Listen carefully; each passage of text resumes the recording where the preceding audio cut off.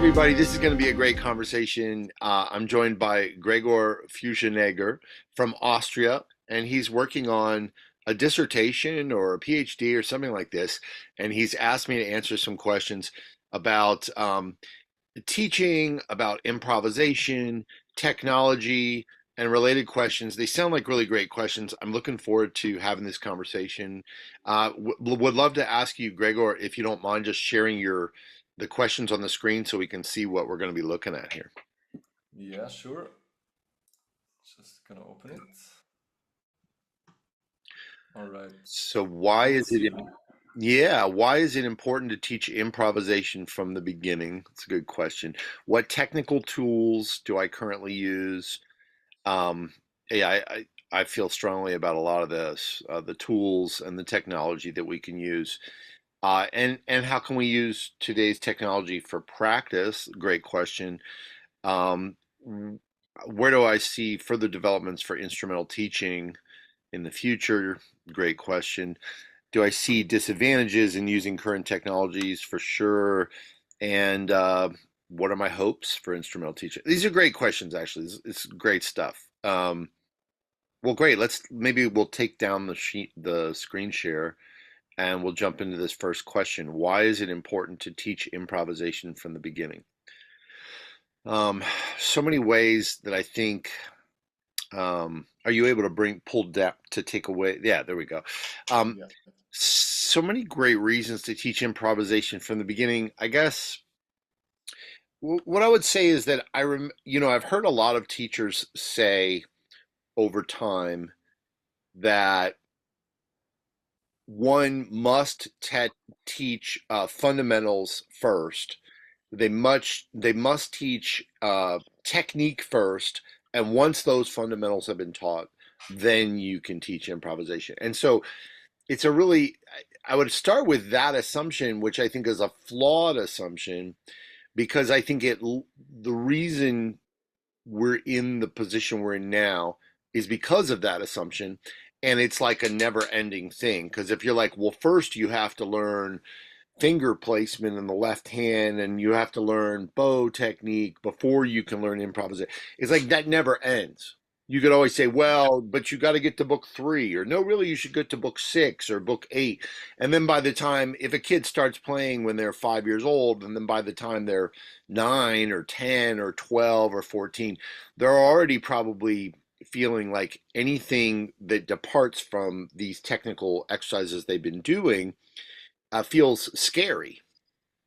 So there's an element of conditioning and so yeah, I think improvisation can happen right from the beginning because there are so many positive benefits that come from learning improvisation, and I don't see why we need to wait, basically.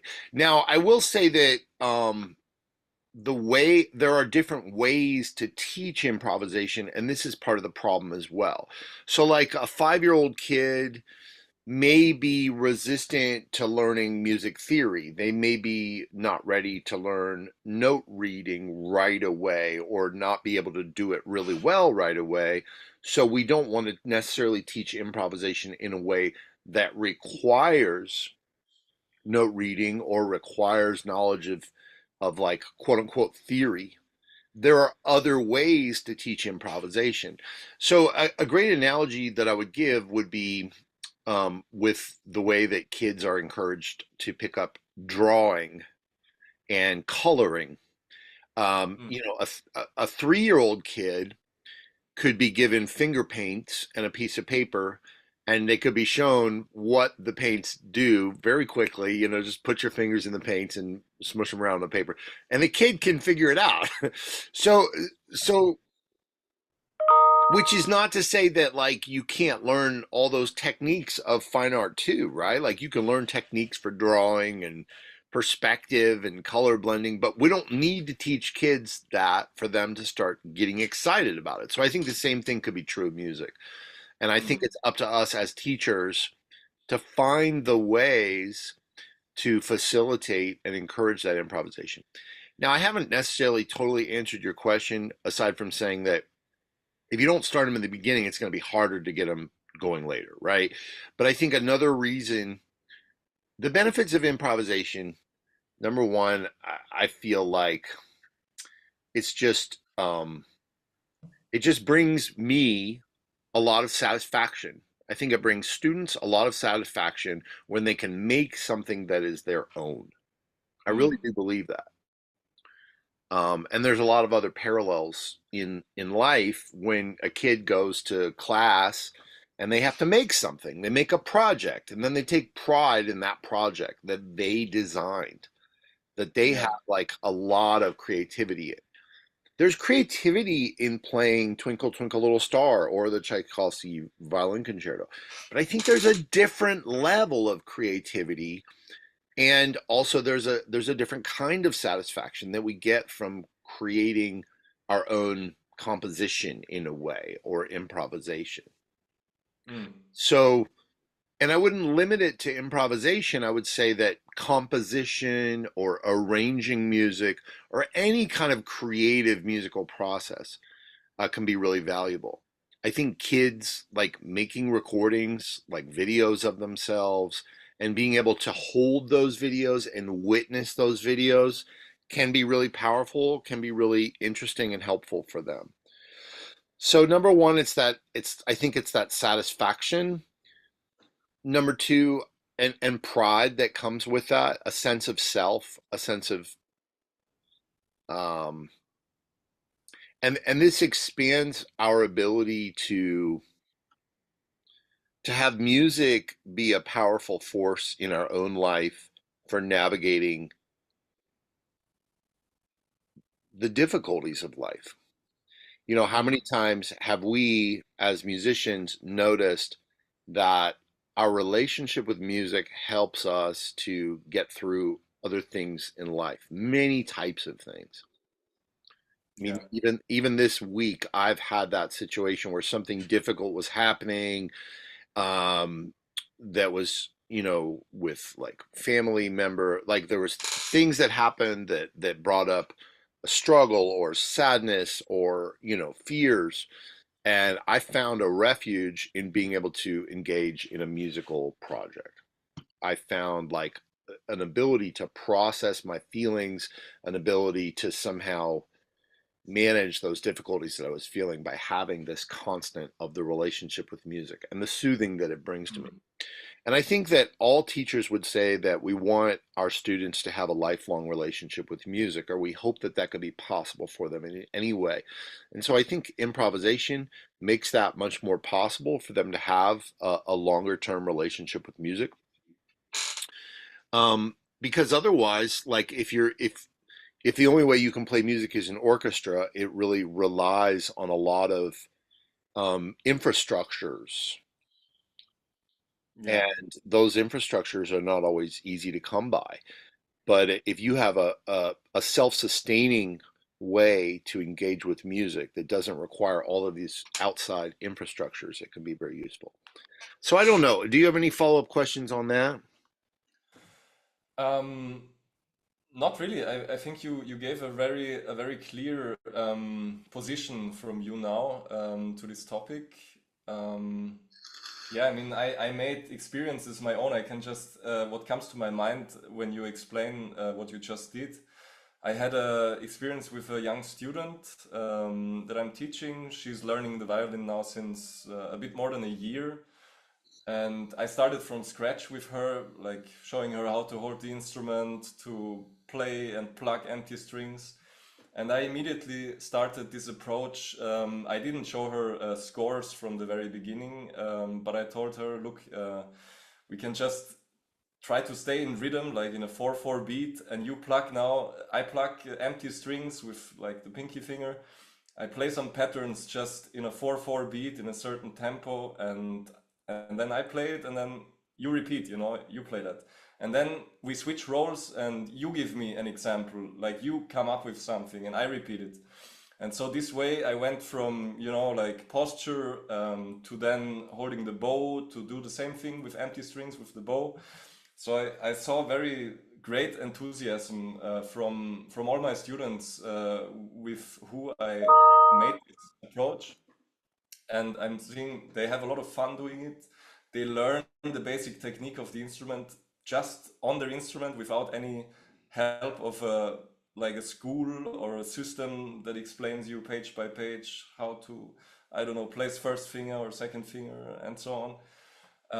And I really see it works. And for example, now I learned her also, like I gave her pieces to learn by ear. She wanted to learn Eine kleine Nachtmusik from Mozart, you know, she wanted to learn that. So I said, okay, I come up with an easy like arrangement in first position using simple fingerings. And then she played that, and we didn't even finish the whole piece. Like I did it, I gave it to her in chunks, you know, like small couple of bars. Then she played that, practiced that at home. Next lesson we added the next few bars, you know, then she played from bar 1 to bar 6 and so on. And then we didn't even finish that, but in the next lesson she finished the composition on her own. Like she just knew how it sounds, she listened to the tune, and she played an ending to it.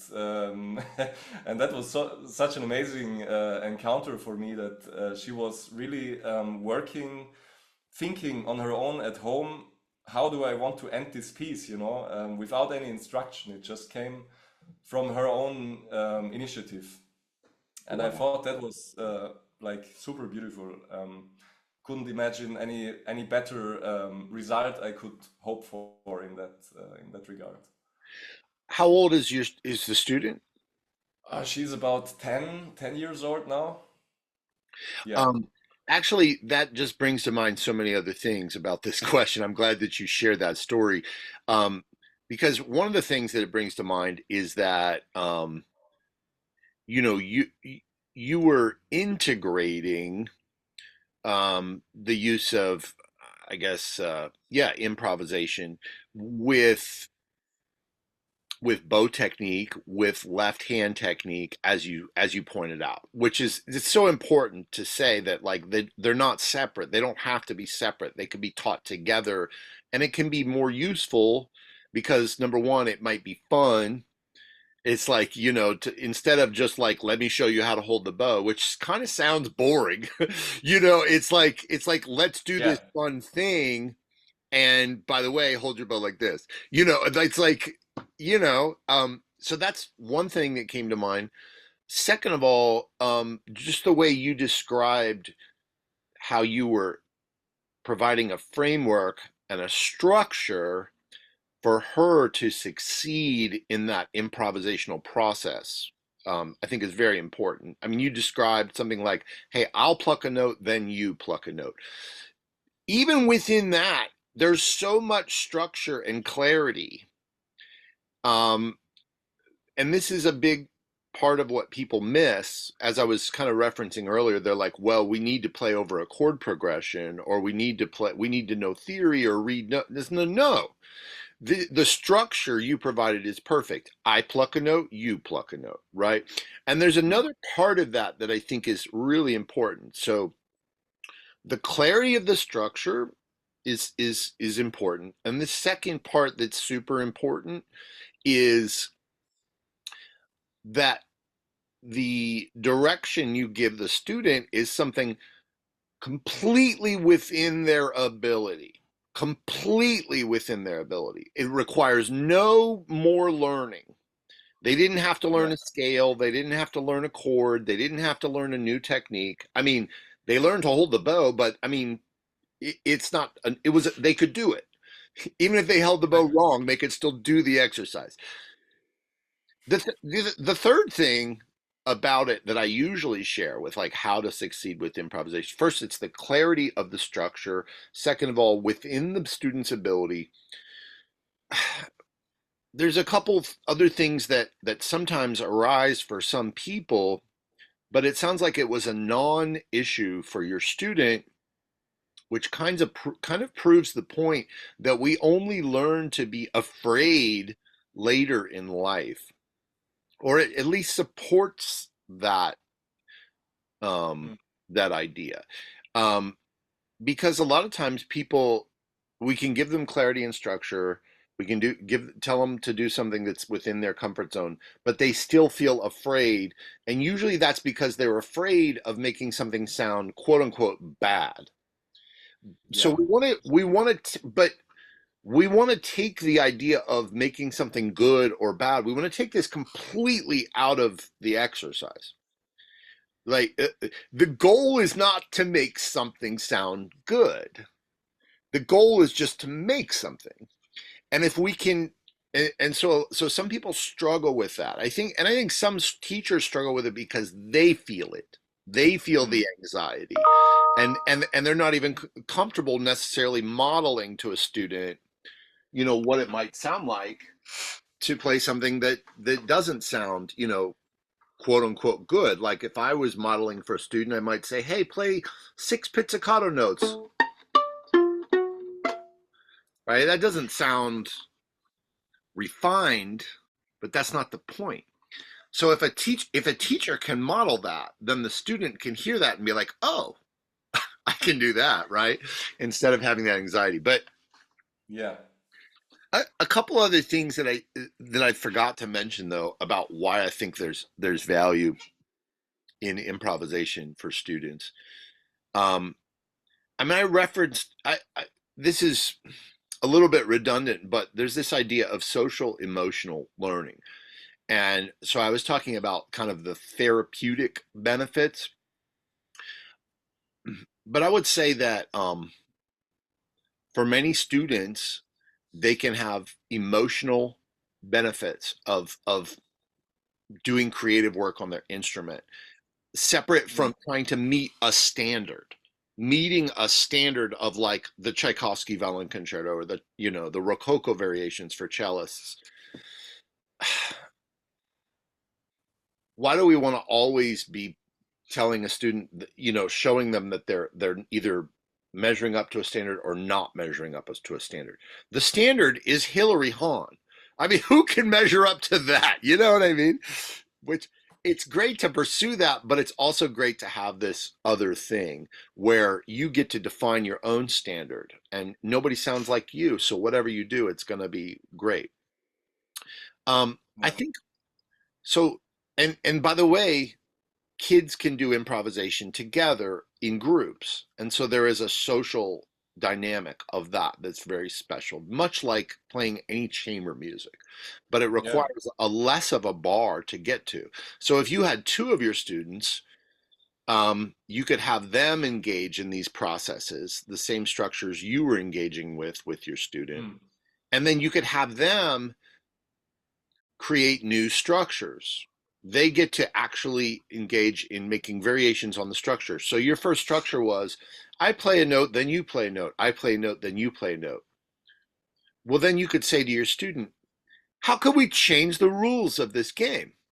And then the student gets to decide the game. Mm. And then now they're really composing and improvising on a whole other level. And then they could do that with their friend or with Yeah. three friends. And there's so many amazing dynamics that happen socially when we put kids in the opportunity to do that. Mm. Now, I was another, oh, go ahead. sorry. Feel free to comment on that. Yeah, just one thing you mentioned, I was really curious if you could give an example of how you do this with, you mentioned improvisation in groups with children, let's say.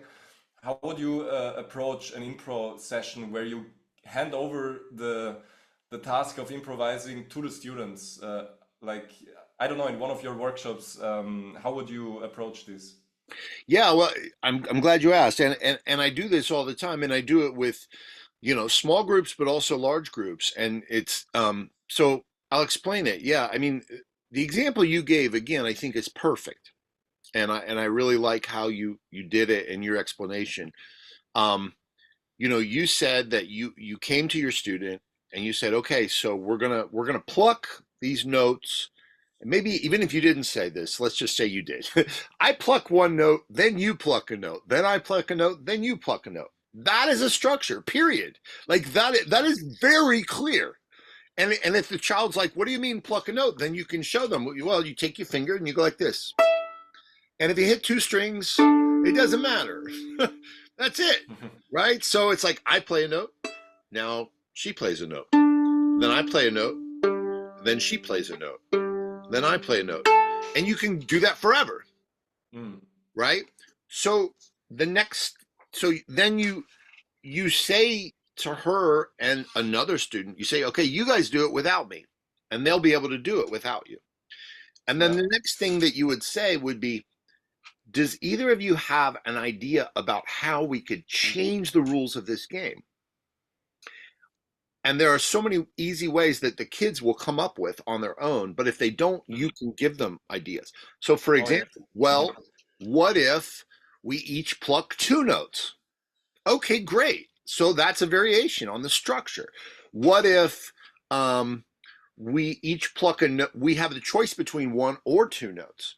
What if we play three notes? What if we can choose between one, two, or three notes?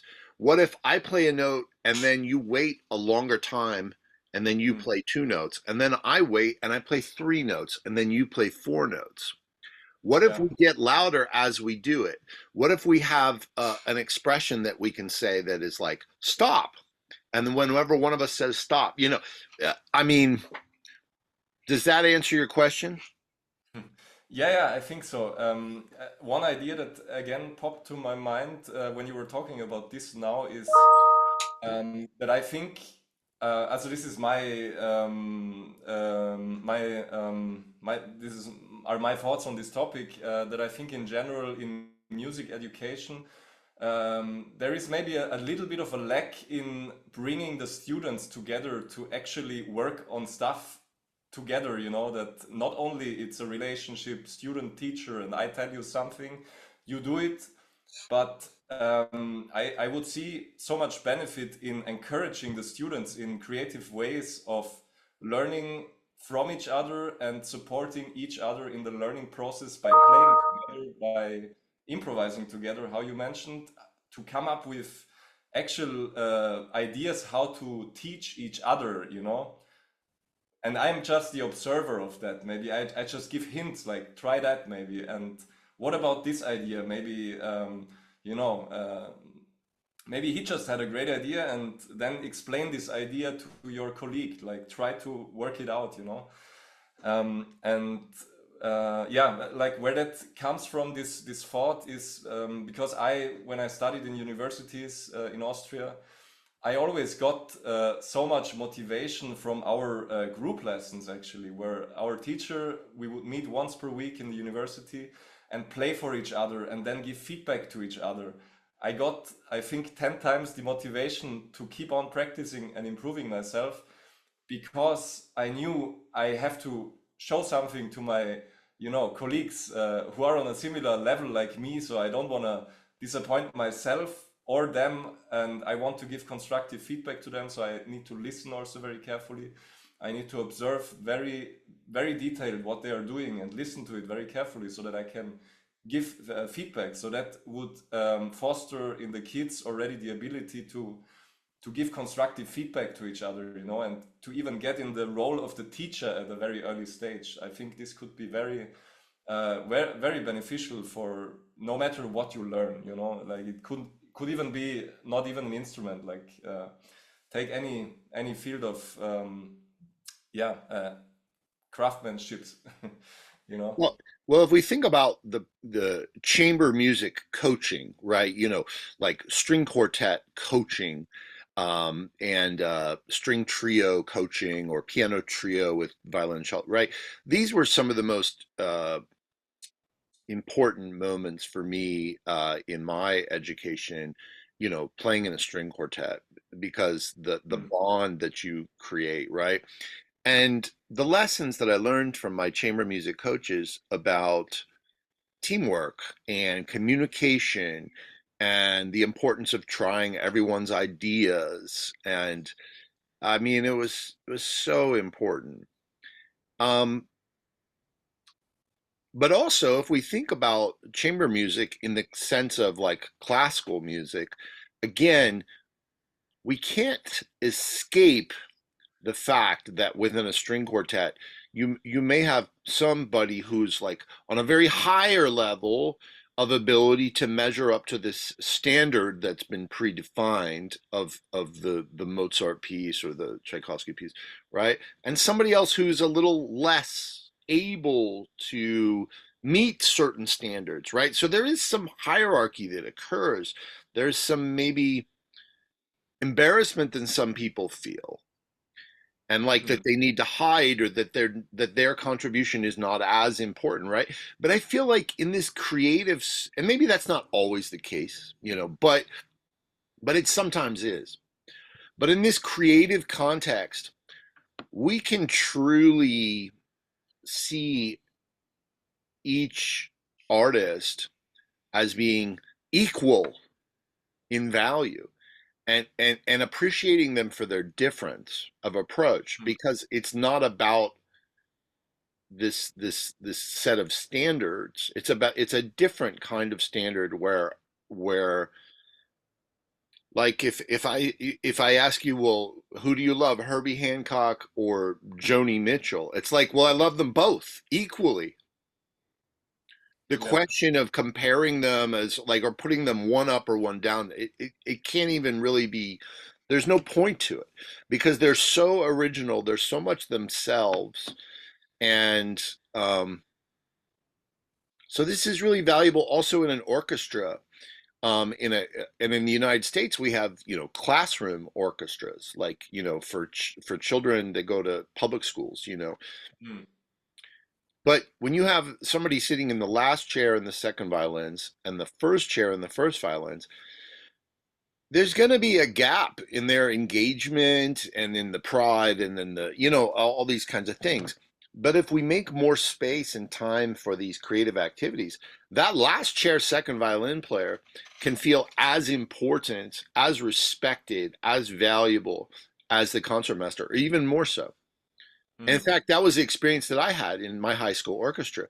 The last chair, I was the concertmaster, but the last chair second violin was this guy who he made like 4-track cassette tapes of his original songs, and he would sing and he would play the drums, and like, you know, and it was amazing. He Mm. inspired me. In fact, he was a part of the reason that I do what I do today, is because I was so enamored by him, his willingness to be creative. And all the other kids loved him. They were so attracted to him because he had this unique personality, this willingness to be himself, unabashedly himself.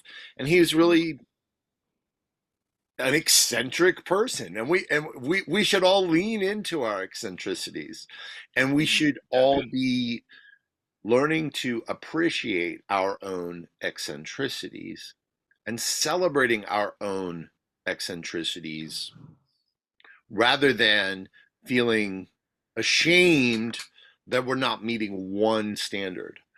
Um, Yeah. so yeah, so I do a lot of these types of free slash structured improvisations, because it's free in the sense that it's not requiring like a predefined harmonic thing, or a predefined rhythmic thing, or a formal song structure. It's free from those restraints, but it's highly structured. Like, I Mm. play a note, then you play a note. That is a structure. And I sometimes refer to this as what I call, quote unquote, elemental forms. So, like, literally finding the simplest aspects of structure and then just Mm. using them very clearly. And so you can use them for a kid, um, to improvise alone or in a group or with the teacher or with their friends. And these are a lot of the exercises that I take through people on my Zoom classes and also in live workshops. And I have a lot of curriculum on this, and I'm very excited about it. Mm. What you're doing, I'd love to see, videos and more. I have like I've kind of cataloged like different ways of providing these types of structures for people Mm. that I find to be very useful and helpful, and like a launching point for more of kind of creating your own structures. So there's a couple levels here. One is that you're saying to the student, improvise, and I will give you the structure.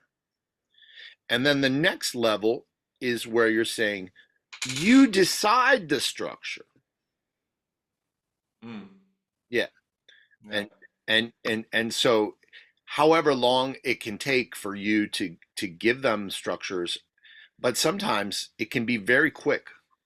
Like, in fact, I have this game that's very similar to what you were talking about, that's called the sentence game, and I don't remember who I learned it from, but I'll share it with you. So so this is how it works, and this is how I would teach it. We'll pretend that you're a 10-year-old. Um, okay, so we're going to play the sentence game. Here's how it works. I say a word, you say a word, I say a word, you say a word, I say a word, you say a word, until one of us says period, which is full stop, right, in the UK. So Mhm. we say period in the United States. So do you want to start or do you want me to start? You start. Okay. Today We will do. this Amazing. conversation. Together. Period. Full stop. That's it. See, we just did it. That's the sentence game. Okay, so the next level um, that I do is I say, now let's do it with our instruments. And so, very much like you did with your student, I'll say, so I'll play a note, then you play a note, then I play a note, then you play a note, until one of us says, okay, good, you've got your instrument. And we can do it with the bow Ready. or the pizzicato. So already here's an opportunity for variation in structure. Would you like to do it with the bow or with the pizzicato? Let's do with the bow. Okay. Would you like to start first or would you like for me to start first? You start again. All right. So here, and then, so I play note, then you play note, then I play note, then you play note until one of us says full stop or period. All right. So here we go.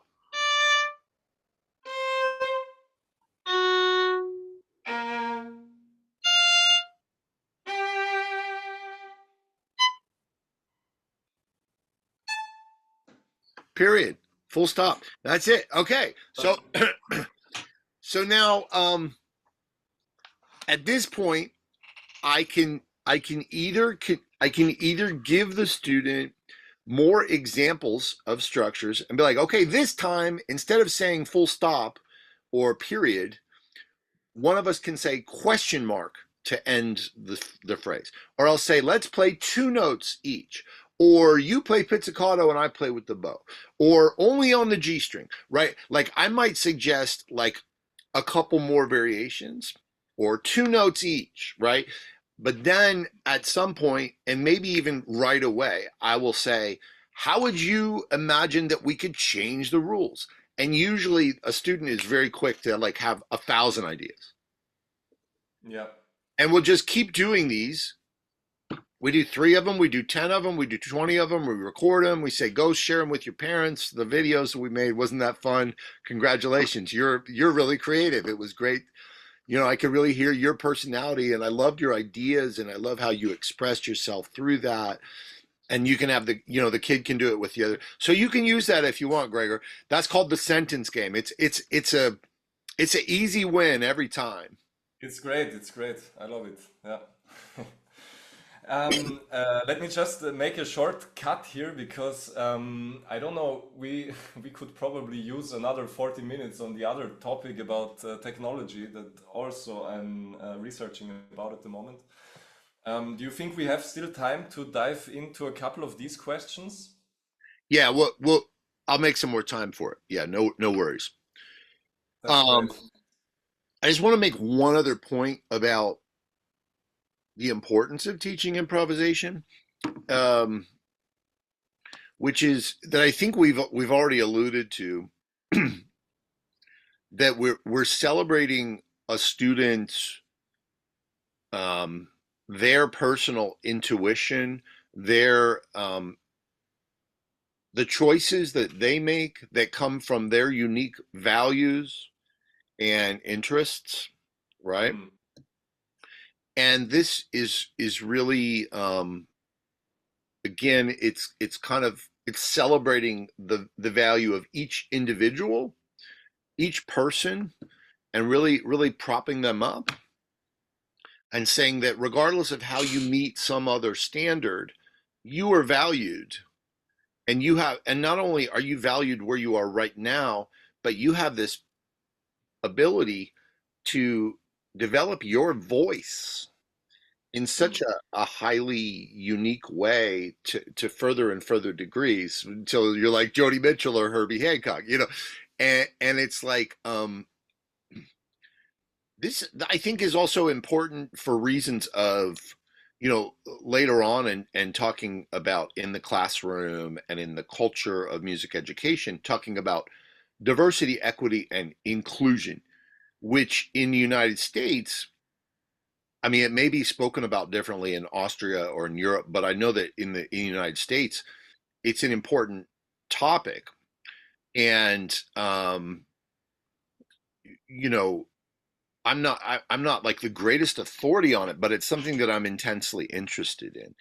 And Mm. I think that I'll give an example where the other day I was teaching in a high school orchestra classroom, and high school is age 15 to 18 in the United States. There Mm. might have been middle school there as well. So there's probably 70, 80 students.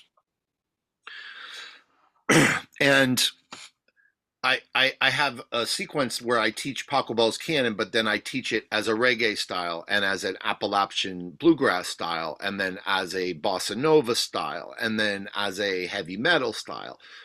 And so in the beginning of one of those, I said, hey, now we're going to do it as a reggae style.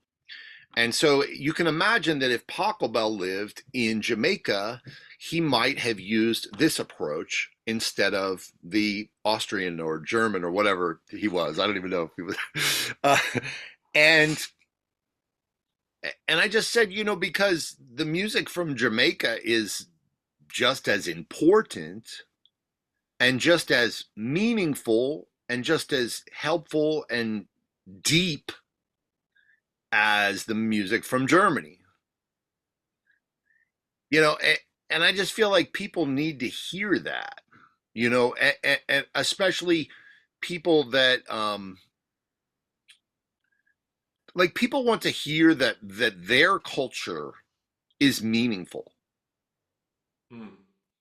They want to, if there's a kid that happens to be from Jamaica in orchestra, I want for that kid to be able to hear that the music of their culture is meaningful too. Mm. You Yeah, I'm just now imagining like some reggae tune played in an orchestra. That would be amazing. Would love to hear that. Well, some people have spoken actually to the question of, does every string class need to be an orchestra? Mm. Does it need to be an orchestra? Yeah, mm, Does sure. reggae need to be played in orchestra? Can it, the even just this framework of an orchestra can feel limiting or constricted and tied to these historical kind of, you know, these historically somewhat compromised issues. Mm. Um, so I'm just saying, like, how do we cultivate respect, celebration, curiosity, appreciation for diversity?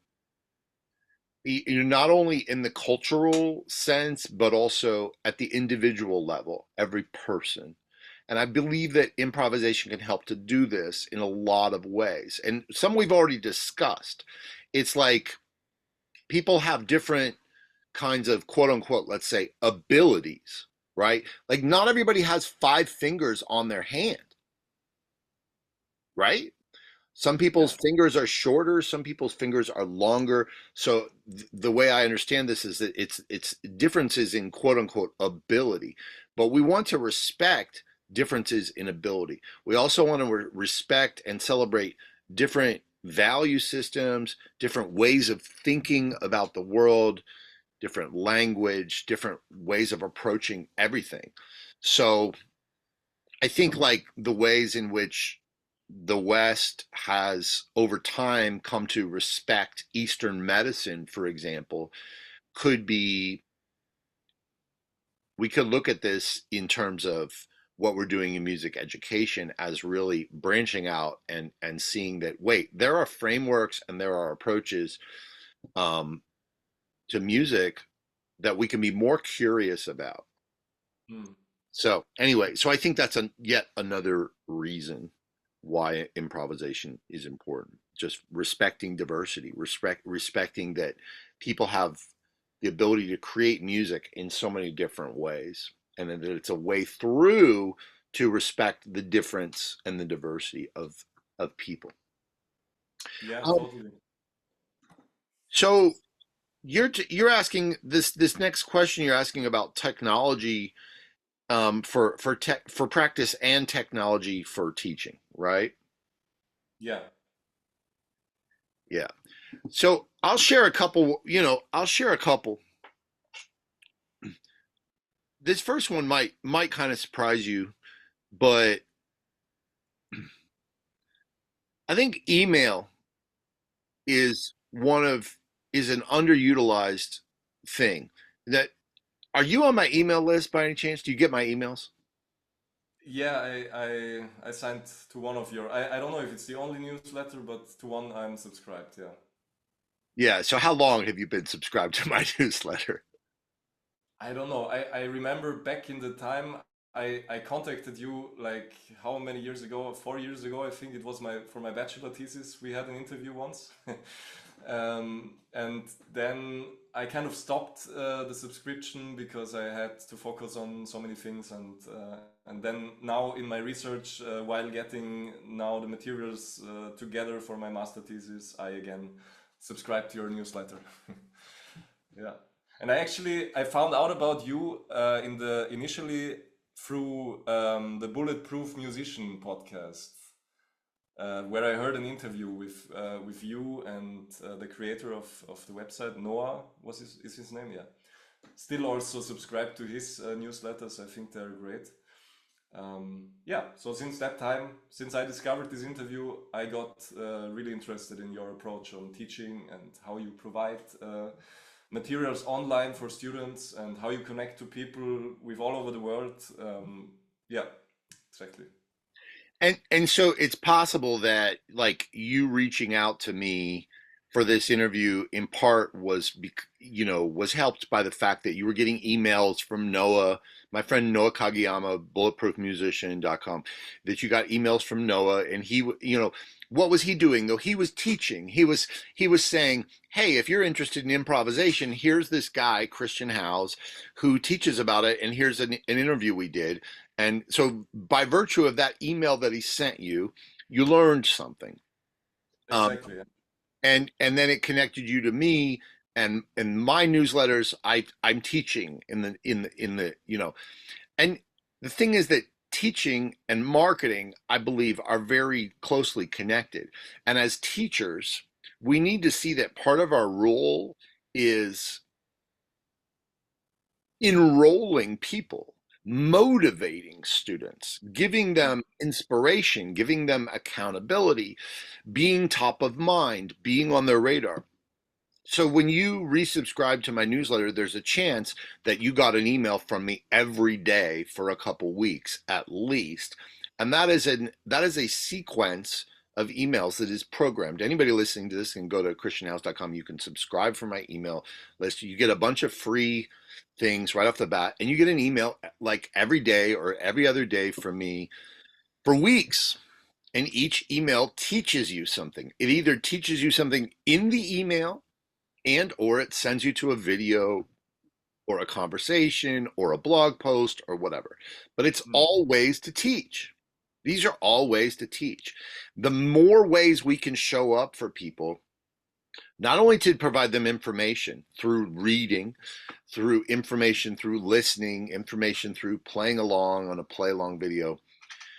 Um, the more formats and the more frequency that we're constantly inspiring them, I feel like is a great way to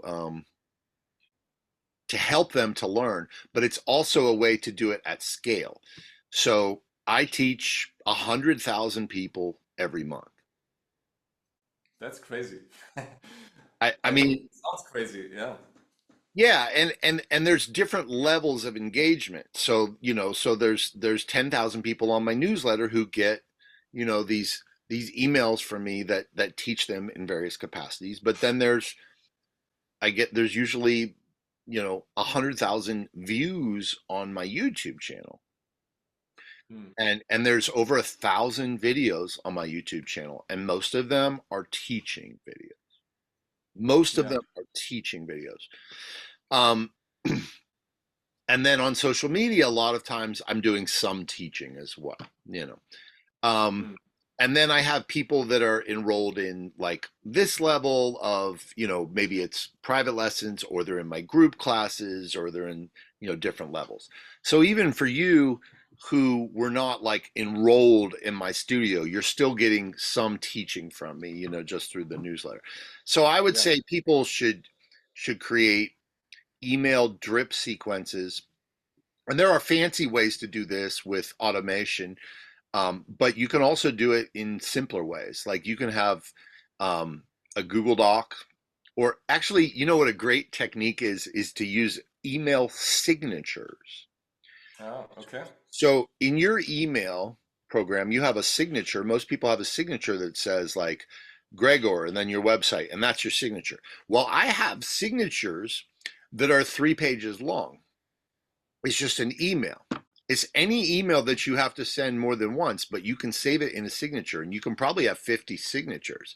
And so if you wanted to, right now, today, with your students, you could say, okay, every time I have a new student who contacts me, or takes their first lesson, I'm going to send them signature one, then signature two, then signature three, then signature four. And then that could be a sequence of emails that you want your student to receive the first year that they study with you. Hmm. And it could be teaching them all kinds of things. And there's many ways to organize that. So I think email is one of the greatest tools that we can use. And in fact, one of the people that I've mentored, his name's Austin Shelzo. And when I began mentoring him, he was a full-time classroom orchestra teacher. Hmm. And I encouraged him to use more email, to engage the parents. And so he was using email, and he said that he like tripled the parent engagement. Wow. Yeah.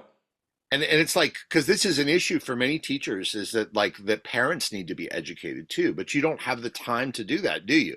Because you need to spend time with the child. Well, if you have 10 emails that you could send to the parents that educate them, Mm. and ask them questions and tell them their responsibilities and what you expect from them and how they can do a better job, and what to do if they have this problem, what to do if they have that problem, and what to do if they have that problem. You just write it one time, and then you don't even have to write it. You can link to me explaining the answer to the problem.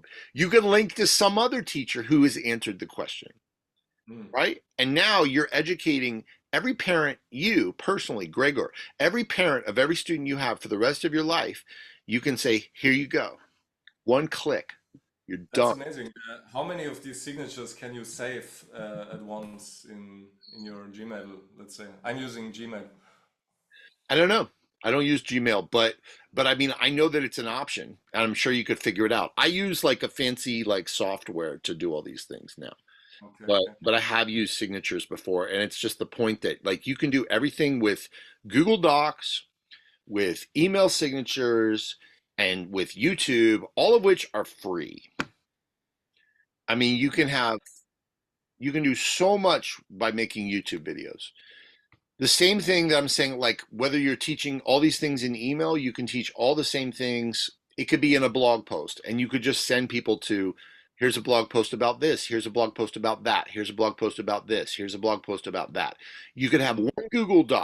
one Google document where you just have every single blog post you've ever written or every email that you've ever composed. And it's just one Google Doc with links. And I have that for 1,000 YouTube videos. I have a Google Doc that's a catalog of all of my YouTube videos by playlists. So Mm. if people want to search, because I have so many, there's 1,000. Yeah. So now I have to give people make it easier to search. So you have a Google Docs with all of these different formats for giving people the information they need. And the information they need doesn't need to be created by you. It can be linking to your favorite demonstration of a bowhold technique by another violinist, Yeah. you know, or like a child psychologist talks about how parents can help their child, practice music when they have a hard conversations or whatever. So you link to that blog that you think is a perfect answer, but Yeah. you as the teacher are guiding that experience just by providing access to information in different ways and showing up on a more regular interval for people and encouraging them more. So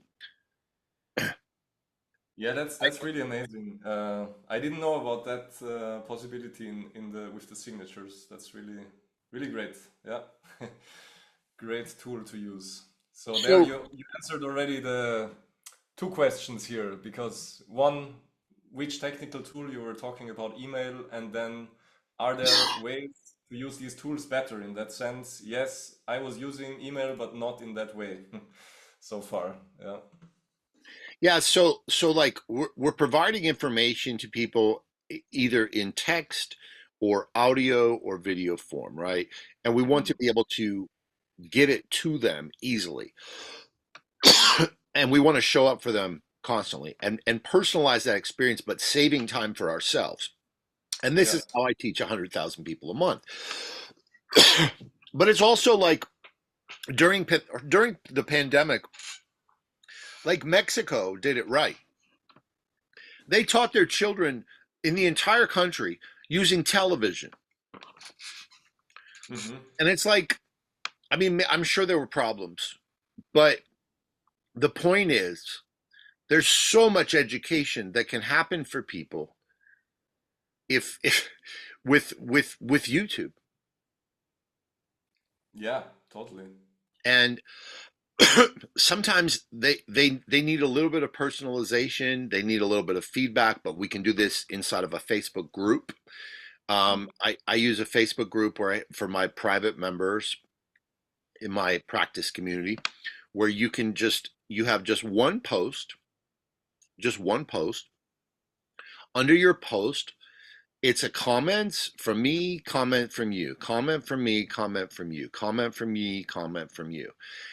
It's just one post with hundreds of comments. In the comments, you can put text or you can put a video. I can put Mm. text or I can put a video or audio. So I have one student yesterday, I just saw she has 340 comments on this one post between me and her, most of which are videos. Mm. So she says, Chris, what should I do? I say, do this. I make a video. I say, I want you to work on this. And she says, okay, I'll do it. And then she makes a video and then she puts it back. So it costs her less money. It takes less of my time. She gets the greater value of the educational experience instead of needing to, like, for us to schedule an hour-long lesson or whatever. And then the other students in the group, it's like group class. It's the same thing you were talking about earlier, but it's just in a Facebook group. Yeah, yeah. Ah, that's also amazing. Yeah. Hadn't thought about this either. Well, you should join my practice community. You'll get a lot out of it. You'll get it. You'll see how I'm teaching. So actually, in my practice community, not only do I teach students about improvisation or harmony or technique or whatever they want, but I also teach teachers how to teach the way that I teach in a way that's more scalable and ultimately more democratic and more affordable. In fact, my practice community is pay what you can. Mm, I have a member in my practice community from Kenya who pays $5 a month. mm, I have a member in the United States who is a single mom who pays $15 a month. I have, members in Japan, Australia, people in South America, people with different abilities to pay. And so while it's the official price is $57, or I'm probably going to move it to $80, it's actually pay whatever you can. You tell me what you can pay. You say, Chris, I can pay $10 a month. Okay, we'll send you a link. You subscribe, and you're a part of the community. wow. So it's And then I incredible. It's so use, so so using these methods, they make it they make it more possible for other people to access education and great teachers. I mean, I'm teaching people for $5 a month that, like literally they can have a comment, they can have 400 comments with me with videos I make for them. mm, They can come to my Zoom classes. I think more teachers should be making play along videos. That's what I do this thing with the play along video where I play something and I say, you play it back. mm, And I will invite you, as I've invited other teachers, that if you would like to try to make some play, and I teach teachers how to make play along videos, but I still find that teachers are afraid to do it, or they're not sure, or they don't follow through, or whatever. So I invite you, if you want to make some, you can publish. I will check them, and I'll even publish them on my YouTube channel, and link to you if you'd like to make a play along video and get some whatever promotion you might get out of being on my YouTube video. yeah, So amazing. I would love to do that.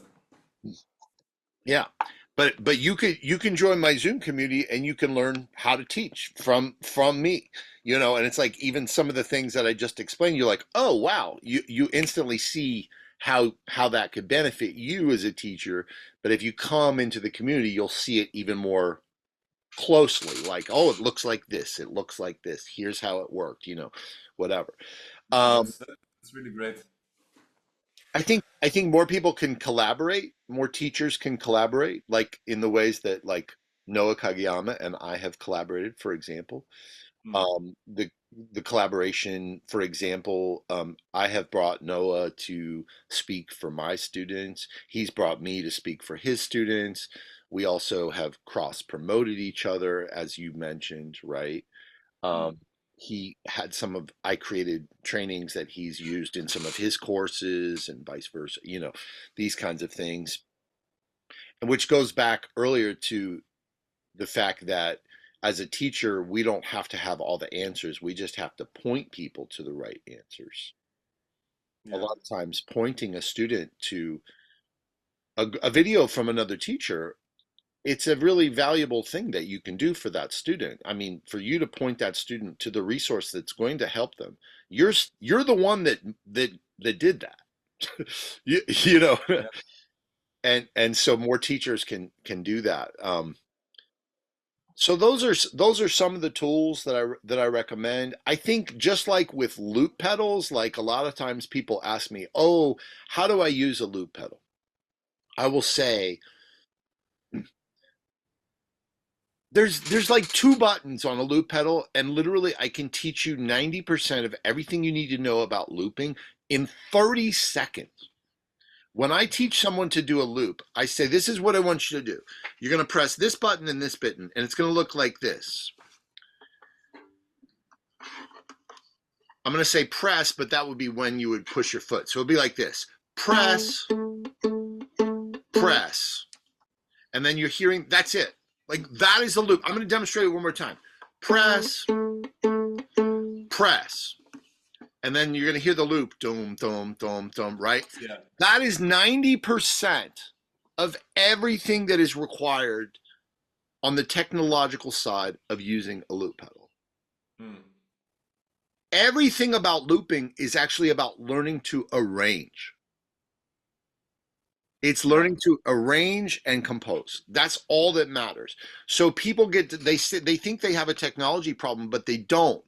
They have a problem with arranging. And in the same way, this question about technology for teaching, it's not actually about or practice. It's not actually about teaching or sorry, technology. It's about question about how do I teach and how do I practice. Mm. And if we address it from this perspective, then the technology is simple. So most people won't use email. Most people won't make YouTube videos. Most people won't make a play along video. But it's probably either the lack of organization or time management, or it's just their insecurity and fear, Mm. which is totally human. I feel insecurity and fear. I get it, but because I work for myself and or because I'm committed to this vision of impacting more people or trying to teach in deeper ways, I'm I just take these risks of looking bad or having people unsubscribe like you did to my newsletter, like, right, like that happens. Yeah.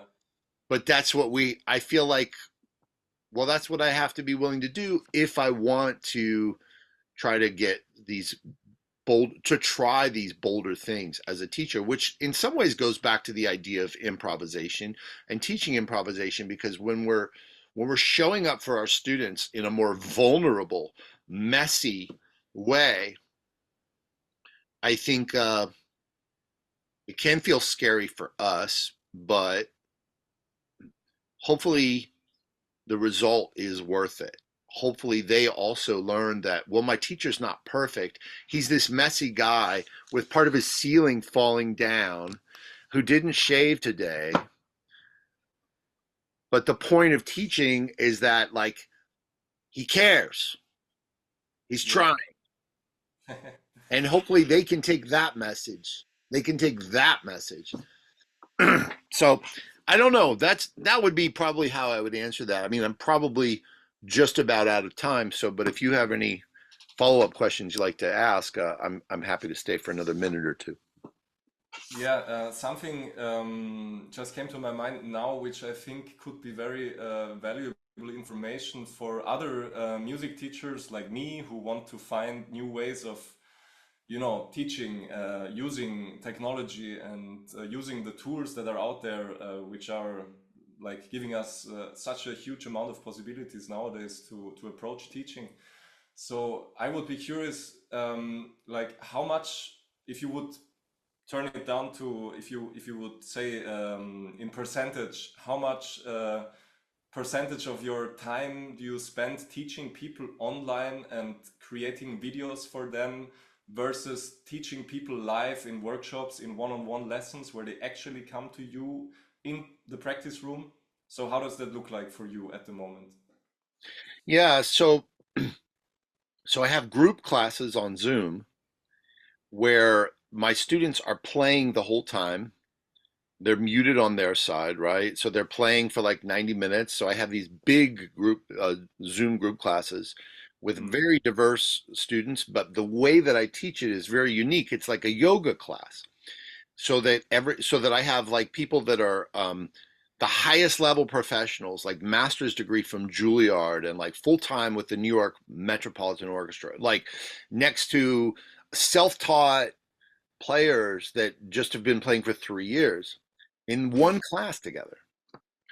So I didn't even talk about this, but it's just a different way of teaching. And they're playing the whole time, but it's relying on these elemental structures we talked about earlier, because they're improvising most of the time. So I have these classes, and then I have like my Facebook forum that I mentioned for my members where they can ask one-to-one questions and then get videos back from me if they want. Um, and then I also have premium opportunity for people to take one personal lessons with me on Zoom. Mm. But then, um, and by the way, anybody that joins my practice community, including you, can get one free private lesson with me. Anybody in the world can join my practice community and take one private lesson with me for free with the beginning of their subscription and trial. So I insist on the onboarding. I think is important to meet the person, to know the person, to understand their problem, because I want to Mm. help them I want to coach them from a holistic perspective. Yeah. What do they care about? Why do they want to play music? Mm. So that's very important to me, is meeting each student and really having that relationship and being able to build on that. During my Zoom classes, I also have a chance at the end after the group class where people can ask one-to-one questions. I also have office hours where people can show up and they can play for me for 10 minutes or ask one question, person to person. But I make a lot of content that is specifically for a person, a student that asks me a question. I make a piece of content for that student, then other people benefit from it. So it's I'm making a lot of content for specific students, but then I'm broadcasting it and sharing it to the world and trying to distribute that. So that's a lot of what I'm doing. A lot of what I'm doing is, also creating emails, writing Yeah. emails to explain things to people, because I'm not just talking about Bohold. I'm talking about, why is music important to you? What are ways that you can improve your productivity? What are ways that you can feel more joy, self-appreciation, self-love?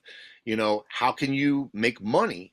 How can you deal with the problems when you're not getting along with other musicians? There are so many aspects of feeling satisfied and confident and happy in our lives as musicians. So I'm actually wanting to address all of these things as much as I can, because Mm. really my goal is not only to help all of these people, but also to change the culture of music education worldwide. So I'm Yeah. trying That's to kind of like to explore those frontiers and hopefully inspire other people to to take it up. Yeah, that's really powerful what you said, to really change the way music is taught basically on a global basis. Yeah, that's really beautiful. And maybe the last question now, what inspired you initially to take on that path of using technology for your students to do what you do right now with all your online courses, with your Zoom classes, with your Facebook group, email lists? What inspired you to do that? Was it out of a necessity you felt, or did you have a feeling, I need to learn to use these tools in order to be on the verge of music education, in the modern age? Or I would be interested, what was your motivation there? I think honestly, I think when I started to do it, it came more out of the need, the desire to survive as an entrepreneur, meaning as one who works for myself as opposed to has like one employer or one job, right? Like I Yeah. didn't want to have to be dependent on one employer or one job, and I wanted to be able to be secure and to be able to survive so that I could provide for my family. And I thought, how can I increase my odds of survival and Mm. of also being able to not just surviving, but to survive and have the best possible quality of life for me and my family. And so I thought, this is a way to amplify my my message and to draw more people in and to get the opportunity to serve them. So Mm. first, I'd say probably it came more from survival, and now I would say later on, I mean, 15 years in or 17, 18 years into this kind of, and really it's been longer than that that I've been working for myself in the music business. It's been Yeah. since 1996 that I was working for myself, and um, now it's more also for wanting to make an impact, wanting to leave a legacy. Mm. Yeah. Yeah, I totally get that. And I think many musicians on the whole world, they feel the same, I think, and this is the stuff that they don't teach you in universities, like how to actually survive as a musician.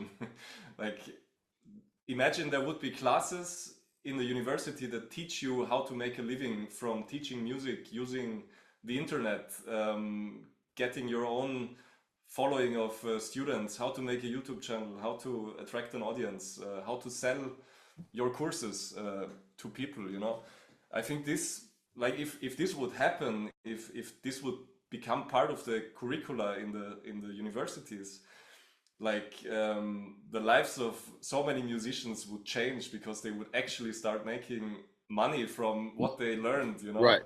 and Well, not this is starve, you yeah. know. Well, this is part of the curriculum that I provide in my community as well. So, and over the years, I used to have a separate service that I would, and I still do coaching for people, just helping them with their business.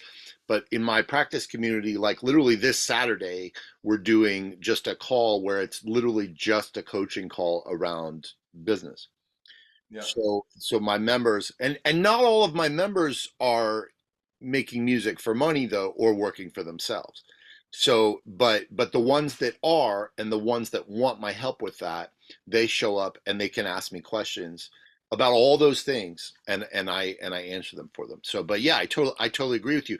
And also, it's again the same thing we were talking about earlier, like the principles of entrepreneurship or how to run your own business or how to work for yourself, they should not be confused with the platforms. Yeah. So there's a lot to be untangled there. It's like, what is the first step for me to, the first step for you to have that security and safety and survival, I would say is like a vision, some goals, some clear numbers, things like this.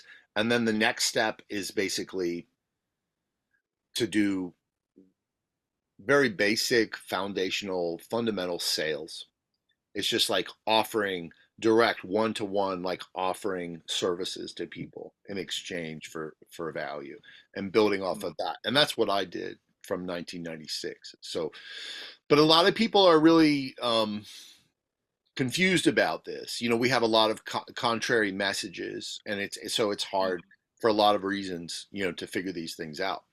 But yeah. Anyway, well, great talking with you, Gregor. I wish you luck with this project. I'm glad we're in touch. I'm glad we were able to connect. I look forward to connecting with you more soon. Where can people find more about you? Yeah, the thing is, I don't even have a website yet, you know. I'm planning on making a YouTube channel soon when I'm done with my studies, when I have more time getting into all of this. So for now, you can just find me on Instagram. On YouTube also, if you type my name, Gregor Fussenegger, if you look Lawrence from von Hötting, that's my artist profile where I make electronic music. Yeah. Um, I'm thinking of making a also a teaching website soon, but that's probably going to happen in the next year or so, or in the next few months, because I need to start preparing the materials first. So you will hear from me in the future, but for now, only Instagram and YouTube. Yeah. Well, that's great. As you get into building your platforms and things like that, if you ever need a coach to help you with it, feel free to reach out. Yeah, I definitely will. Yeah. Thanks for the offer. All right, And man. I can do the promo for you. Go check out Christian House at wait, christianhouse.com, creative strings. Yeah. Cool Yeah. guy, and you will get amazing value from his courses. Oh, And thank you. Thank you very much. Thanks everybody for all right, listening. All right. Take care. Bye. bye. Thanks a lot.